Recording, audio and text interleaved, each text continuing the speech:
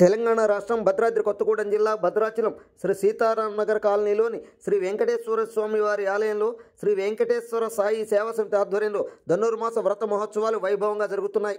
December 16న ప్రారంభమై జనవరి 14 వరకు నెల రోజుల పాటు జరిగే ఉత్సవాల్లో భాగంగా స్వామివారికి నిత్య పుష్పాలంకరణ చేస్తున్నారు. అలాగే సహస్రనామార్చన పూజతో పాటు హనుమాన్ చాలీసా పారాయణం, తదియారాధన, పుష్పాభిషేకం, డోలోత్సవం, సహస్ర దీపోత్సవం, కుడారాయి మహోత్సవం వంటి ఆర్జిత సేవలు, ధనుర్మాస వ్రతాలు నిర్వహిస్తున్నారు.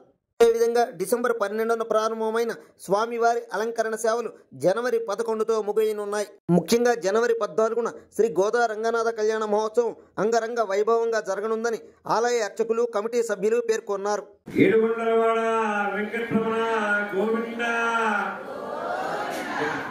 ఆభరణవక్రవాడ అనాథరక్షక గోవింద,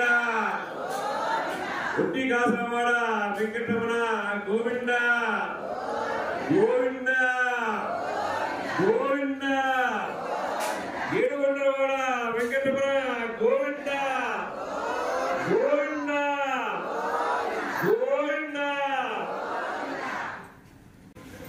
మన భద్రాచల క్షేత్రంలో సీతారామ కవి వేయించేసినటువంటి శ్రీ వెంకటేశ్వర వారి దేవాలయంలో ధనుర్మాస వ్రత మహోత్సవ కార్యక్రమం జరుగుతున్నది.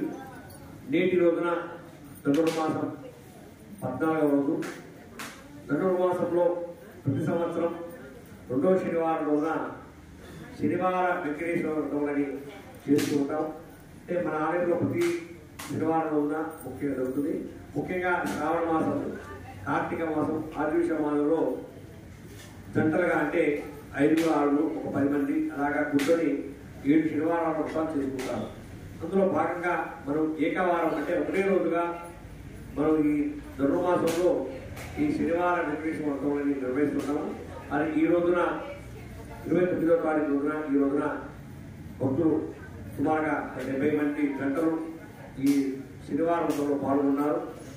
ఈ వ్రతం చేసినట్టయితే మనకు ఉన్నటువంటి గ్రహబాధలు లేదా ఇతరత్ర ఏదైనా పరిష్కారాలు ఉన్నా కూడా దొరికిపోయి ఆ స్వామివారు అనుకున్నటువంటి అనుకున్నటువంటి కోరికలు నెరవేరుతాయి.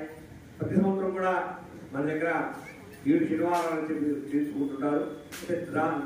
దాంతో పాటు కూడా ఈ ధనుర్మాసంలో విశేషంగా ఈ మార్గశిర మాసం కానీ పుష్యమాసం కానీ ధనుర్మాసంలో వచ్చేటువంటి 2వ శనివారం రోజున ఈ వ్రతాలు చేసుకుంటారు. అది ఈ రోజున జరిగింది. స్వామివారికి శనివారం అత్యంత వైభవపేతంగా భక్తులందరూ కూడా అధిక సంఖ్యలో వీచేసి స్వామివారిని దర్శించుకున్నారు. జంటలుగా వచ్చేసి శనివారం చేసుకున్నారు. అందరూ కూడా స్వామివారికి తీర్థ ప్రసాదం స్వీకరించి స్వామివారికి పాల్గొన్నారు.